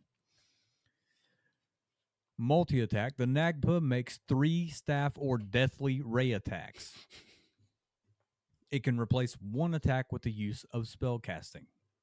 Sir. Fun. Sir. I'm looking at it. Plus, the staff is a plus 8 to hit, 5-foot reach, 2d6 plus 2 bludgeoning damage, plus 7d6 necrotic damage. Yeah, that's a staff. Deathly Ray, on the other hand, is a plus 12 to hit, 120-foot range, 7d6 plus 6 necrotic damage. Yeah. This thing is stupid. With the spell casting, it's got a spell save DC of 20. At will, it knows Detect Magic, Mage Hand, Message, Minor Illusion. 2 times a day for each Fireball, Fly, Hold Person, Suggestion, and Wall of Fire. 1 time a day each Dominate Person, Etherealness, and Feeble Mind. Would you like to know what Feeble Mind does? Sure. You blast the mind of a creature you can see within range, 150 feet, attempting to shatter its intellect and personality. The target takes 4d6 psychic damage and must make an intelligence saving throw. On a failed save, the creature's intelligence and charisma scores become 1. I know somebody who's tried to cast Feeble Mind on me before. The creature can't cast spells, activate magic items, understand language, or communicate in any intelligible way. The creature can, however, identify its friends, follow them, and even protect them. At the end of every 30 days, Good Lord, the creature can repeat its saving throw against the spell. If it succeeds on the saving throw, the spell ends. It can also be ended by greater restoration, heal, or wish. Yeah, I think somebody's tried to cast this on me in real life. Good. I think you know who it is too. Oof. Bonus actions, corruption. The Nagpa targets 1 creature it can see within 90 feet of it. The target must make a 20 charisma saving throw. An evil creature makes the save with disadvantage. On a failed save, the target is charmed by the Nagpa until the start of its next turn. Until the start of the Nagpa's next turn. On a successful save, the target becomes immune to the Nagpa's corruption for the next 24 hours. Paralysis. recharge of 6. The Nagpa forces each creature within 30 feet of it to make a DC 20 Wisdom saving throw, excluding undead and constructs. On a failed save, the target is paralyzed for 1 minute. A paralyzed target can repeat the saving throw at the end of each of its turns, ending the effect on itself on a success. You know, I like that corruption spell because it specifies evil creatures. Well, see, I would say that this thing is a glass cannon, but with a 19 AC and up to 333 health, it is not a glass cannon. No. That is scary. This thing is terrifying. It's from Monsters of the Universe. Mordekins. Yeah, from Mordekaden presents Monsters of the Multiverse. So this is a space turkey. Probably. Yeah. And this would have no problem taking on a couple of 20th level characters. Oh, no. No problem at all. I think it's a 5. Like, in all honesty, it's got so much going on. I could give it a 5, yes.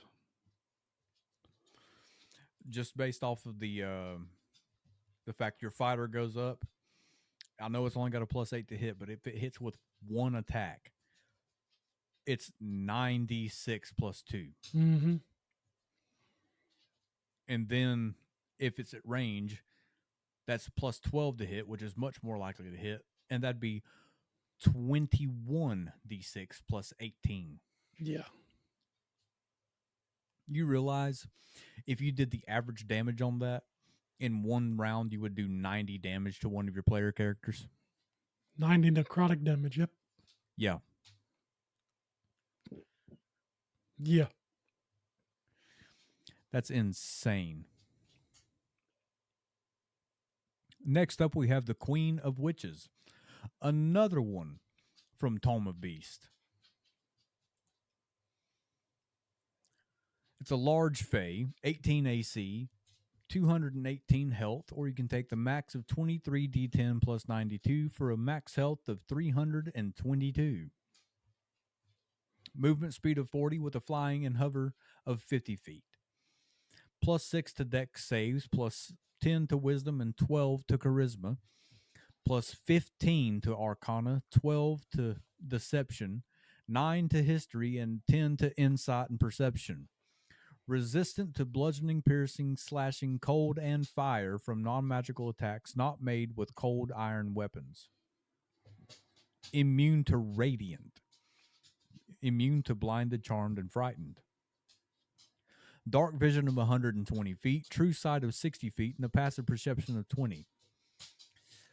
3 uses of legendary resistance, magic resistance, moonlit weapons for an extra 2d6 radiant damage, token of favor. The Queen of Witches can spend 1 minute cutting and tying a lock of her hair to a small token of her favor. A creature that is wearing or carrying the favor gains the benefits of the magic of the magic resistance trait. Yeah. The queen can revoke this magic at any time, no action required. If she does so, the creature has disadvantage on saving throws against spells other magical effects for 24 hours. That could set up somebody to be screwed over by their otherworldly patron. See, her and the Moonlit King are 2 NPCs that you want to gain favor with for the final battle. Or maybe the Moonlit King is the one that's backing you up against the Queen of the Witches. I'll take the Queen. Or vice versa. I'll take the Queen. I think I'd take the King, honestly. Multi-attack. The Queen of Witches makes 3 moon silver ring attacks or all 4 mystical blast attacks. Yeah. She can replace 1 attack with the use of spell casting. If she hits 1 creature with 2 mystical blast attacks, the target must succeed on a DC 20 strength saving throw or be pushed 10 feet up. Who cares about that? Because being pushed doesn't provoke opportunity attacks. And it's not going to be dangerous unless you're in the middle of some kind of like spike growth or next to a cliff or magma or something like that. Moon Silver Ring, plus 12 to hit, 10-foot reach, 2d8 plus 6 slashing damage, plus 2d6 radiant damage. And I'm going to guess that it's like the chakras that something like that. What's Her Face uses in Soul Calibur 6. Yeah. Mystical Blast, melee or range spell, plus 12 to hit, 5-foot range or 120-foot range. 3d6 plus 6 force damage. It doesn't get the 2d6 radiant from her. It's not a weapon. Spellcasting, with a spell save DC of 20 using Charisma, at will, Fairy Fire, Silent Image, and Tongues, 3 times a day for each of Dispel Magic, Hypnotic Pattern, and Teleportation Circle as an action, 2 times a day each for Bestow Curse, Mass Suggestion, Flesh to Stone, 1 time a day for each for Sleep as a 9th level spell, True Polymorph, and Power Word Kill. Yep. Spray of Moonlight, recharge of 5 to 6. The Queen of Witches sends moonlight flooding out from her. Each creature within 15 feet of her must make a DC 20 dexterity saving throw, taking 12 d6 radiant damage on a failed save, or half as much on a successful one. If the queen is standing in an area of moonlight when she uses this action, each creature in the area has disadvantage on the saving throw. A creature that fails the saving throw by 5 or more is blinded until the end of its next turn. Reactions. Absorb spell. When a creature the Queen of Witches can see within 30 feet of her casts the spell, the queen can absorb the spell's energy, countering it. This works like the counter spell, except the queen must always make a spell casting ability, no matter the spell's level, and her ability for this is plus 10. If she successfully counters the spell, she regains 5 health for each level of the spell. That's ridiculous. Legendary actions. Mystical Blast makes 1 Mystical Blast attack. She can teleport up to 60 feet, or she can cast a spell for 2 actions. She's also got layer actions. Mm-hmm. Oh, wow. So this is literally like a 2-sided coin. We've got the Moonlit King and the Queen of Witches. Yep. And this one's neutral, and the Moonlit King was neutral good. Yeah. Dude, we've got to get our hands on Tome of Beasts. Yeah, we've definitely got to get a copy. She's a 5. Yeah, of course. Absolute 5. I told you, I'm picking the queen. After reading her, I might have to go with the queen too. Exactly. However, I have a feeling because they're both neutral, specifically the Moonlit King being neutral good, you could probably get both of their favors. Yeah. Possibly. And lastly, we have the Storm Herald. It's a huge aberration. AC of 16 with 287 health. Or you can take the max of 23d12 plus 138 for a max health of Eric. Let me calculate.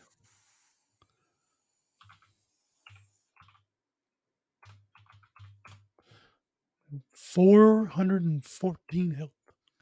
Good Lord. Movement speed of 50 with a swimming speed of 100. This is out of Bigby Presents Glory of the Giants, by the way. Plus 10 to Wisdom and Charisma saves. Plus 13 to Arcana and 10 to Deception and Perception. Resistant to cold and psychic. Immune to lightning and thunder. Surprise, it's called Storm Herald. Mm-hmm. Immune to Charmed and Frightened. Dark vision of 120 feet with a passive perception of 20. Amphibious. It can use both hands simultaneously. That joke's never going to get old. No, I laugh every time. And it has magic resistance. Of course. Multi-attack, the Herald makes 1 claw attack, 1 tentacle attack, and 1 trident attack. The claw is a plus 14 to hit, 10-foot reach, 3d6 plus 8 slashing damage. Tentacles, plus 14 to hit, 10-foot reach, 3d8 plus 8 bludgeoning damage. If the target is a large or smaller creature, it has the grapple condition with an escape DC of 18. It also has the restrain condition and takes 3d10 psychic damage at the start of each of its turns until it's out of the grapple. The Herald can have only 1 creature grappled this way at a time. The Trident is a plus 14 to hit, reach of 10 feet, 3d6 plus 8 piercing damage, or 3d8 plus 8 piercing damage if we use with 2 hands, plus 3d8 lightning damage. Psychic Wave, recharge of 6. The Herald unleashes a blast of psionic energy into the minds of up to 3 creatures it can see within 90 feet of itself. Each target must make a DC 21 intelligence saving throw. On a failed save, a target takes 3d10 plus 7 psychic damage and has the stun condition for 1 minute. On a successful save, the target takes half as much damage only. An affected creature can repeat the saving throw at the end of each of its turns, ending the effect on itself on a success.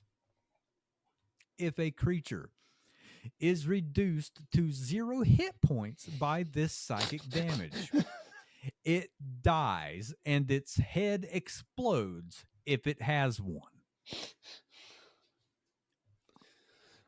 Okay. True resurrection is the only thing that could bring you back from that. And with its spell casting through psionics, it has a spell casting DC of 21. At will, it knows detect magic, detect thoughts, and mage hand, and the hand is invisible from that. And 1 time each per day is control water, control weather as an action, and sending.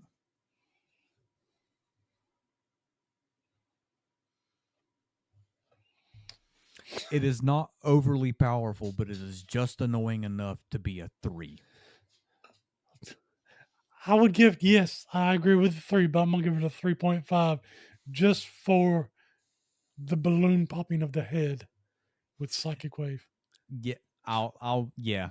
It pops your head like a pimple. It's a 3.5. Because if you're going to kill a player character with this creature, it needs to be with that. I can see it now. I'm going to need you to make an intelligence saving throw. Oh, and that one? Okay. How much health do you have? 14. Okay. Let me just roll this damage. Okay. That's going to be 26 damage. Your head, you all of you around just see Carthal's head just as he drops dead with no head. That's kind of insane. It's kind of like what you did to us with the Mind Flayer, where you sucked his brains out. Yeah, I mean, that's what a Mind Flayer does. Yes. That's crazy. Yeah. Thank you for listening to this absolute insanity. Yeah. Because that's what it is. And I just realized I put all of the Tome of Beast creatures on here except for the Orikar. And I was really close to putting it on here, but it's another aberration. I don't think it's any cooler, honestly, than the Storm Herald, though. So it looks like a big starfish with a neck. It does look like a big starfish with a neck. It's a giraffe fish. But thank you for listening to this episode and putting up with our antics. Next episode, we will be diving headfirst into the Bard subclasses from Kobold Press, so be sure to tune into that. And in the meantime, thank you for listening. Keep rolling high, and we'll see you in the next one.